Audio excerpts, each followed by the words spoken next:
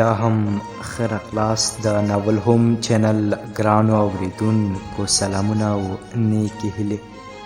په دې هیله چې ټول رک روغ اوسئ ګرانو. نن به درته د انتظار سالار صاحب په غوښتنه د اور او مینې ناول لومړۍ برخه وړاندې کړم. خوندور ناول دی، تر پایه مې ملتیا وکړئ. د ښوونځي زده کوونکي د خپلو ورکړو ازموینو د پیلو اعلان ته په تمه وه. بالاخره دا ورځ هم راورسېده د چهارشنبې په سهار له اوږده انتظار وروسته د ټولو پیلې اعلان شوې. د ښوونځي انګړ شور ماشور په سر واخیست. هر زده کوونکي د خپلو نمرو پوښتنه کوله. اول نمره، دویم نمره او دریم نمره زده کوونکي خو دې پایلو ته تر ټولو زیات وارخطا او تلوسه کې وه. شمشاد هم په همدې ډله کې راته. دی تر لسم ټولګي پورې له دریم نمرګۍ څخه نه و مخته شوی، خو په دې کال یې د بخت بیړۍ میره شوه او په خپل ټولګي کې تر ټولو لوړې نمرې واخیستې. داسې ورځې به معمولا د ښوونکو لپاره هم ډېر جالبې وي. غوښتل یې هم زده کوونکي لږ په تلوسه او هیجان کې پرېږدي، او هم یې لږ تر لږه د کال په یوه ورځ خندولو او خوښۍ ته کومه نیمه پلمه جوړوله. ځکه یې له وړاندې ورباندې د ناکامیو او یا څو مضامینو کې د مشروطۍ ناسم زیري کول. د ښوونځي سرښوونکي اړوندو ښوونکو ته د پیلو پارچې وویشلې او هر یوه خپل زده کوونکي ټولګي ته وغوښتل. په دې ورځ معلم عبدالبصیر هم راغلی و. له پارچو سره مخامخ ټولګي ته ننوت او له سلام ورکولو وروسته یې وویل: خبرې مه کوئ، غلي شئ. د عملنامو د ویش ورځ مو ده. کوچنی قیامت به ورته ووایو. په دې ورځ باید سړی غلی او زبون وهلی وي. زموږ په رنګ کې به په داسې ورځو وینه هم وچه وه، خو تاسې دا د جشن جوړ کړی و. غالمغال مو ټول ښوونځي په سر اخیستی دی. د ښوونکي بصیر په څېره کې د خوښۍ او رضایت نښو چې ده نشوی پټولی زده کوونکو ته ښکاروله چې دا یې د زړه خبره نه ده. د پیلو پارچو کې اصلا نور څه لیکل شوي دي. زده کوونکو شور بند کړ، غلي شول او سترګې یې په ښوونکي بصیر کې وګنډلې. غوښتل یې تر ټولو وړاندې پوه شي چې د ناکامۍ او مشروطۍ خبره یې څنګه شوه. حسینه چې د معلم صاحب خبره رښتیا وي. د زده کوونکو په منځ کې نری دنګ او د ښکلې څېرې تنکی ځوان شمشاد هم سرګردانه ناست و. د خپلو ټولګیوالو په منځ کې کله په یوه او کله په بله پښه تکیه کوله. د فزیک مضمون پارچې ته یې زیاته سودا وه. که څه هم پوښتنې حل کړې وې، خو زیات ورباندې ډاډمن نه و، ځکه د ازموینې په شپه د خپل ټولګیوال ګلاب د ورور واده کې بند و. درس ته یې وخت او موقع ونه مونده. نه یې غوښتل د فزیک په پارچه دا بې باوري چا سره شریکه کړي. یوازې یو ټولګیوال او سیال بابر شاته یې کیسه کړې وه. ټولو زده کوونکو ښوونکي ته کتل، خو شمشاد په میز سر ایښی و. د نورو ټولګیوالو د زده کوونکو شور ماشور هم روان و.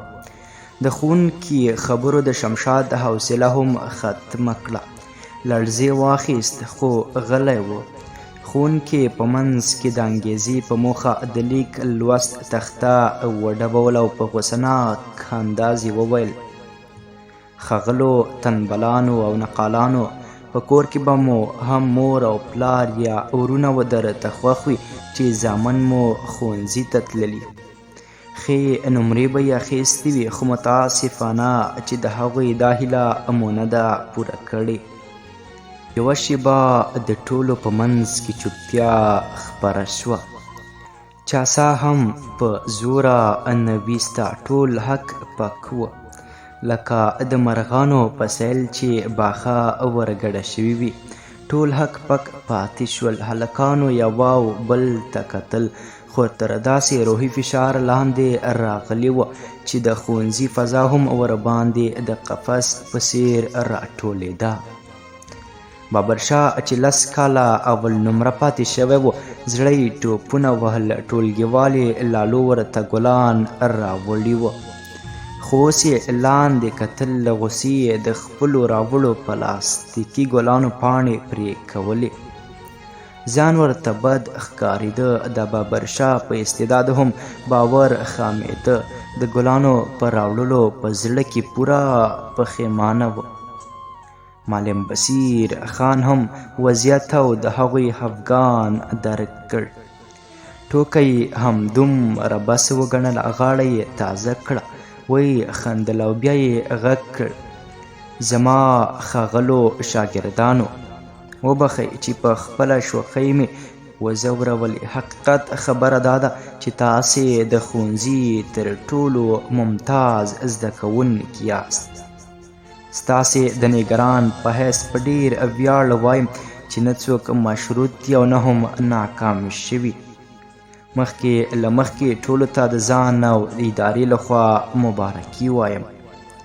د معلم صاحب د دې خبرې په اورېدو سره د صنف فضا 360 درجې بدلون وکړ او خوشحالي شوه. ټولو چکچکې وکړې او د ځینو په رنګ کې لچې وینه وغوړېده. جنت چې د دې ټولګي تر ټولو شوخ زده کوونکی او استاد ته یې په خندا وویل: معلم صاحب، باور وکړه موږ دې له اندېښنې مړه کړو. زړه مې ولوېده، که تر راتلونکو 6 میاشتو مړ شوم نو خون به مې ستا له غاړې وي. ټولو وخندل او په دې وخت کې د ښوونځي سرښوونکی ارمان ټولګي ته راننوت. 3 کتابچې، 2 کتابونه او 1 درجن قلمونه یې په لاس کې وو.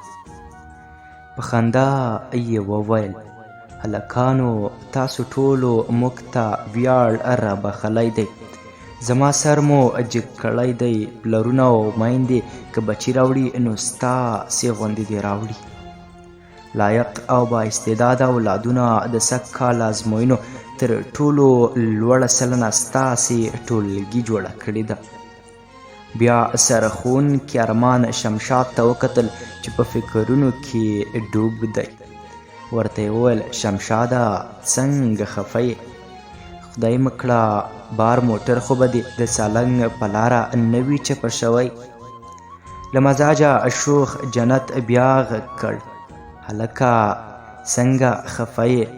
خواښې خو به دې نه وي مړه شوي.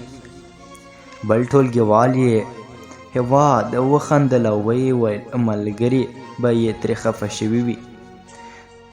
د شمشاد تندی چې له ډېرې اندېښنې، ویرې او په خپل ځان د غوسې ګونځې کړې وې او په وچلې 12 بجې ښکارېدې. سرښوونکي ته یې په تریو تندي وویل: ښاغلیه، نه پوهېږم چې نن مې ولې هسې طبیعت ګډ وډ دی. سرښوونکي وویل: ښه نو زه نور ستاسې وخت نه نیسم. نن به تاسې زیات خوښ یاست. نمرې به اعلان کړم، خو ګورئ چې ما ته به شیریني راوړئ. د سرښوونکي خبرې لا پای ته نه وې رسېدلې چې معلم بصیر ورغبرګه کړه: زده کوونکو، څه فکر کوئ چې 100 کال به لومړی مقام چا ګټلی وي؟ لکه د ښوونکي پوښتنه چې خورا سخته وي. هیچا هم څه نه ویل. ټول په خپله خیالي دنیا او ګمانونو کې ورک وه. د ډېرو علمي سویې نږدې سره برابرې وې، ځکه خو مخکې ورته دا اټکل ګران کار و. ښوونکي بیا وپوښتل ووایي اول نمره به مو څوک وي؟ یو ځل بیا په یو بل کې سترګې خښې شوې خو ډېرې سترګې په شمشاد او بابرشاه راټولې وې. دوی پخوا هم خپلو کې سیالي کوله او په لوړو نمرو به کامیابېدل، خو دا ځل شمشاد خپله هم بابرشاه ته وکتل او په سترګو کې یې وویل چې دا ښاغلی دی. شوخو هلکانو په خپلو کې په ټوکو وویل د اول نمرګۍ میراثخور خو معلوم دی واقعا تکړه دی، د چا پلار یې هم نشي ورڅخه نیولی.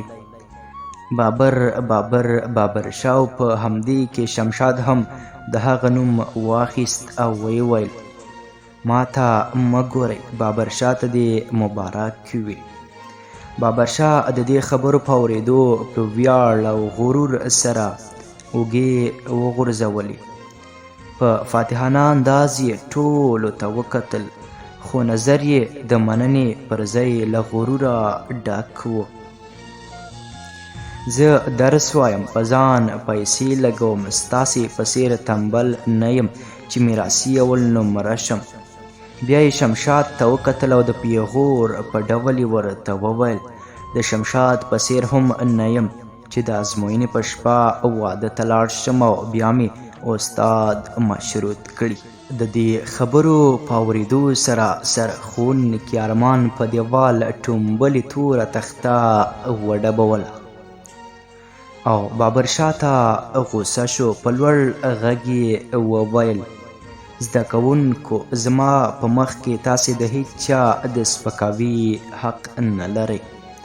په چا ملنډې مه وهئ، نه شمشاد او نه هم بل څوک ستاسې د ټوکو دی. اوس به رښتیا هم نمرې اعلان شي او څوک چې د لومړي مقام مستحق وي او خواري یې کړې وي نو ټول به ورته مبارکي ورکړو. بیا یې غاړه تازه کړه او شمشاد ته یې وکتل. هلکانو، تاسې ټول زموږ د سر سترګې او اولادونه یاست. شمشاد ستاسې په ټولګي کې هغه تکړه ځوان دی چې له بل تکړه زده کوونکي بابرجان څخه یوه لسیزه وروسته اول مقام ګټلی دی. سږکال مو همدی اول نمره دی، له زړه نه دې ورته مبارک وي. شمشاد او ځینو ملګرو د لاسونو په شوخۍ پړکا شور جوړ کړ. ځینې خفه او ځینې خوښ شول. شمشاد په خپل ځای کې ودرېده. د واه چیغه یې کړه. ټولګیوال یې غورځنګ د شمشاد خواته ورغی. خوشحالي وه. شمشاد یوه شېبه په دې فکر کې لاړ چې هسې دی ویده دی او خوب ویني. په غورځنګ یې سترګې خښې کړې، په ځیر ځیر یې ور وکتل. د هغه په سترګو کې خپله خندانه څېره ولیده چې اننګي د خوښۍ ګرمې اوښکې لمبوي. غورځنګ شمشاد په غېږ کې ټینګ ونیوه. هغه یې ښکل کړه. د ولاړو ټولګیوالو د لاسونو شوخې پړکا ښوونځی په سر واخیستی و او سترګې په غورځنګ او شمشاد خښې کړې وې. څو شېبې وروسته ټول سره کېناستل. د شمشاد اول نمرګۍ چې ټول حق پک کړي و ټولګي کې یو او بل ته کتل. ټولګیوالو یې د بابرشاه لپاره راوړي ګلان د شمشاد په غاړه کې ور واچول او مبارکیانې یې ورکولې چې غوټۍ پسې وهي په لاس به درشي، چې غوټې پسې وهي په لاس به درشي. چا ویل چې په دریاب کې ګوهر نشته. د مبارکیو تر څنګ په ټولګي کې ګنګوسې په دې خپرې شوې چې څنګه بابرشاه نه دی اول نمره شوی. سره ښوونکي غږ کړ شمشاده اوس د تختې خواته راشه او خپله ډالۍ ترلاسه کړه. شمشاد د خوښۍ قدمونه اخیستل، خو د ساعت وړاندې ویرې او اندېښنې اغېزې له اندامونه رپول. په لړزېدلو قدمونو ور روان شو. سرخوونکي شمشاد په تندي ښکل کړه اطلاعنامه مبارکي او ډالۍ یې ورته په خپل لاس وسپارله. شمشاد بیرته خپل ځای ته راغی. غورځنګ هم د شمشاد په غاړه کې لومړی ګلان او بیا خپل لاسونه واچول. دواړو دومره وخندل چې ان له سترګو یې اوښکې روانې شوې. بل ټولګیوال اباسین شمشاد ته غېږه ورکړه، په تندي ده هم ښکل کړ. بیا یې تر څو شېبو خندا وروسته ټوکې پیل کړې. ویل یې کیدای شي بله ازموینه کې زه اول نمره شم. د دې خبرې په اورېدو په ټولګي کې خندا زور واخیسته. ټولو خندل. غورځنګ لومړی په غوسه او بیا یې په کړس وخندل. ویل یې د خدای بندګانو د شمشاد د اول نمرګۍ فکر د چا په سر کې و. دغه دی اوس اول نمره شو. شوخ مزاجه جنت راودانګل. د سترګو په رپ کې د شمشاد له مخه د 5 مچکو ټکونه وویستل. ورغبرګه یې کړه بچو د جنت یاران تل په غرونو کې لارې باسي. دا زما خبره ومنئ او سبقونه ووایئ. داسې به اول نمره یاست. خپلواک ورغږ کړ. لنډیه لږ د خواږه نصیحتونه ځان ته هم ووایه. جنت په ځانګړي انداز د خولې ډول ورته شروع کړ او په خندا یې وویل لالا مو تیار د هزارې کلینر دی. شمشاد مو له پیل او زه مو له پایه اول نمره یم.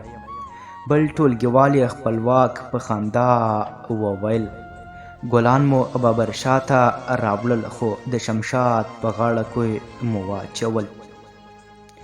څوک د چا نصیب نشي خوړی. شمشاد چې له ډېرې خوشحالۍ خبرې نشوې کولی په ټولګي کې یې قدمونه ووهله. بیا یې وویل نصیب مې خپل دی را رسیږي. نصیب مې خپل دی را رسیږي. خلکو زما په نصیب متړې شرطونه. شمشاد او ټولګیوال یې د لیسې له دروازې بیرون راووتل. د شمشاد په مخ د خوشحالۍ اوښکې را روانې وې.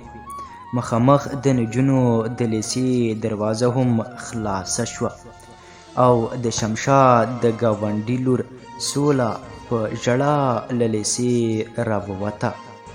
هغې د نختر په څېر دنګ قد، زړه راښکونکې څېره، د مارانو په څېر تاو تاو تورې زلفې، غټې بادامي سترګې، د خنجر په څېر تېره بڼو یې د سترګو خمار لا پیاوړی کاوه. یو لویشت غړی، سپین کاغذي مخ، نری پوزه او د ململو په شان پستو لاسونه د هر نظر تیر خپل ځان ته راکاږاوه. هر پل یې په ناز لکه د زرې کې اخیسته او په ټوله کې یوه بې جوړې نجلۍ وه چې سترګې ترې ناوښتې. سولې د دې لپاره ژړل چې سږ کال په ټولګي کې نه وه اول نمره شوې. د اوښکو لیکې په سپینو اننګو کې لارې جوړې کړې وې او د دغې ناخوښۍ بار یې په اوږو پروت و. ورو ورو د سړک په خوا رهایي شوه چې ناببره یې د هلکانو په ښوونځي سترګې ولګېدې. پام یې شو چې د شمشاد په غاړه کې ګېډۍ ګلونه پراته او په مخ یې د خوښۍ څپې خورېدې. 10 متره لرې ودرېده. څو دقیقې د شمشاد په ننداره کې ډوبه شوه. بیرته یې مخ د خپل ښوونځي خواته واړوه. ویې کتل چې چا نه ده څارلې وه. هېڅوک هم له خپل ښوونځي نه ورته ګوري. د خپل ښي لاس د شهادت ګوته یې په غاښ کړه. بیا یې غاښونه په خپلې لاندنۍ شونډې خښ کړل. ټیکری یې له ځانه تاو کړه. د ځان د سمبالولو هڅه یې وکړه. له لاسي دستکوله یې کاغذي دستمال راوویسته. مخ یې پرې پاک کړ. بیا یې بل کاغذي دستمال راوویسته او له سترګو راغلي اوښکې یې پاکې کړې. خپل ټلیفون یې راوویست، مخ یې بیرته د نجونو د ښوونځي په لور واړوه. تلیفون په ښیښه یې خپلې نازکې ګوتې تېرې کړې، درې وارې د تلیفون کوډ دننه کړ، خو خپل شاتګ او د شمشاد پرمختګ اغیز بیخي یو ډول کړې وه چې ان د خپل ټلیفون کوډ یې هم هیر شوی و. څو دقیقې سوچ وکړ او بیا یې په خپل وچلي لاس کېښود، د موبایل کوډ یې دننه کړ. سکرین خلاص شو، د ټلیفون مخې په کمره کې خپلې څېرې ته په ځیر وکتل. په ښي لاس یې چپه غومبورې وسولاوه او د اوښکو راغلې نښې ترې پاکې کړې. بیا یې ځان ته ډېر په ځیر وکتل. پښه نیولې روانه شوه، د شمشاد خوا ته راغله، خو بیا یې هم جرات ونه کړ چې هغه ته نږدې ورشي. له ځان سره یې وویل چې هغه زما دانا خبره ده، څوک له غم او څوک له خوشحالۍ ژاړي. سولې خپل مخ په پړوني کې راپټ کړ، یو خوا او بله خوا یې وکتل، غوښتل یې شمشاد ته د اول نمرګۍ مبارکي ورکړي، ځکه چې د شمشاد څېره پوهه او خوی یې خوښېده، خو ورسره د مخامخ کېدو پلمه یې نه موندله. همدا ښه موقع وه چې له شمشاد سره خبرې وکړي او د هغه زړه ته لار پیدا کړي. پښه نیولې د شمشاد خوا ته ور روانه شوه، په زړه کې څو خبرې تاو راتاو شوې. بیرته ودرېده، لړزېده، اندېښنه یې وه چې څوک یې ونه ویني. د خپل پلار فتح خان او ورور روښانه کوسۍ ذهن ته راغله. لومړیو کې ویل نه به ځي، که کورنۍ یې خبره شي ژوندی به یې پرې نږدي. 2 قدمونه یې واخیستل، شمشاد ته یې وکتل، بیا یې وویل ما خو دا وخت په خوب کې لیده، خو خدای جل جلاله په ویښه را نصیب کړ. زړه یې وړاندې او بیرته کېده چې له شمشاد سره وګوري. څه به وشي؟ بیا یې په ټولې بنا نړۍ د ړندې ګمان وکړ او د شمشاد خوا ته ور روانه شو. شمشاد ته مخامخ په داسې حال کې ودرېده چې په څېره کې له ورایه له شمشاد سره د کلونو وړاندې څه پټه رشته ښکارېده. ورته یې وویل شمشاد جانه مبارک. بیا یې د خپل ټیکري څنډه په خوله کې ونیوله، خپله شونډه یې په غاښ کړه. شمشاد ته یې مخامخ وکتل او د هغه په سترګو کې د هندارې په څېر خپله څېره ولیده. شکي شوه چې شمشاد هم دې سره دلچسپي لري او په زړه کې د سولې لپاره څه شته. سولې خدای پاماني وکړه، خو شمشاد لا په خپل ځای ولاړ و. ټولګیوال یې سوله او شمشاد یو ځای ولاړ ولیدل. هغوی یې څنګ ته راغله، له ټوکې یې پیل کړې، په نیمه یې شمشاد پوه کړه چې نجلۍ څوک وه. شمشاد وخندل، ویې ویل سبا راپسې نورې خبرې جوړې نه کړئ. هغه نجلۍ مې د اکا لور وه. غورځنګ پښتون ته او پښتونې بیا خیبر ته وکتل. د هر یو په شونډو د شیطانۍ موسکا خپره وه، خو د شمشاد د خفګان ویرې په زوره د خندا اجازه نه ورکوله. شمشاد چې د بخت ستوری نن ښه بیدار شوی و، یوه شیبه په یوه خیالي دنیا کې سوچونه وکړل. هغې سره یې د یو ځای والي تصویر په خپل ذهن کې رسم کړ. بیا یې په بل فکر کې ډوب شو. زړه کې یې ویل سوله هم. د ښار په لور روان شول. په لاره کې فکر کاوه چې سوله زموږ د کلي د خان لور ده. د پلار میږي چې په ریاضي کې تکړه سړی نه وي نه یې شي شمېرلی. د پلار په ځمکو کې 8 سپارې ګرځي، 6 بزګرې په کروندو کې شپې سبا کوي او د غواګانو د زکات په پیسو یې زموږ 3 کاله ګزاره کیږي. موږ او هغوی د ځمکې او اسمان په څیر توپیر لرو، نه سره جوړیږو. بیا یې زړه کې وګرځېده چې د سولې رایباري هم هر سړی نشي کوی. د ولور پوره کول خو یو خوب دی. د هغې د پلار په میلمستون کې زما په څیر کسان پیالو کې چای اچوي او میلمنو ته بوټونه سموي. شمشاد 5 ورونه درلودل. پلار یې کلونه وړاندې ناڅرګندو کسانو له ښاره کور ته په لار په شهادت رسولی و او مور یې ملالۍ د ورځنیو چارو د مخته وړلو لپاره په خپل کور کې خیاطي کوله. شمشاد د خپل پلار څېره نه ولیدلې. 2 کلن ترې پاتې وه. په تخیلي ډول به یې د هغه څېره په ذهن کې انځوروله. د شمشاد او سولې 2 کورونه له ښاره 5 کیلومتره لرې وه. له 3 هدیرو، زرګونه ونو، 6 نهرونو او د کندوز تر مست سیند به تېرېدل او بیا به د مرکزي بغلان ښار ته را رسېدل.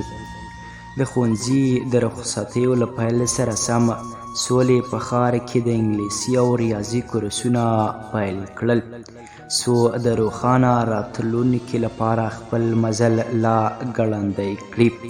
سبا یې د کورس په خوا کې شمشاد ولیده چې هغه هم راغلی و. حیرانه شوه چې شمشاد به دلته څه کوي. د ورتګ لپاره زړه نازړه وه. دنیا او د خلکو سل خبرو یې ذهن ورګډوډ کړ. ځان سره یې خبرې پیل کړې او سوچونو کې د شمشاد لیدو لپاره یې لارې جوړولې. لږه شیبه په خپل ځای کې غلې ودرېده. زړه کې یې تیر شو چې کاش شمشاد یې خوا ته راشي او سلام ورته وکړي. ناببره یې فکر ته ورغله دا خو کلی نه دی، ښار دی. دلته خو د لیدو لپاره څه ناڅه رڼا شته دی. په شمشاد یې سترګې خښې کړې، خواته یې ورغله. ستړې مشي ورسره وکړه. د هغه په دیدن یې سترګې رڼې کړې او بیا یې ترې پوښتنه وکړه. د ناول هوم چینل ګرانو اوریدونکو، د اور او مینې ناول لومړۍ برخه همدومره. تر بیا او بلې برخې تاسې په پاک او مهربان رب سپارم.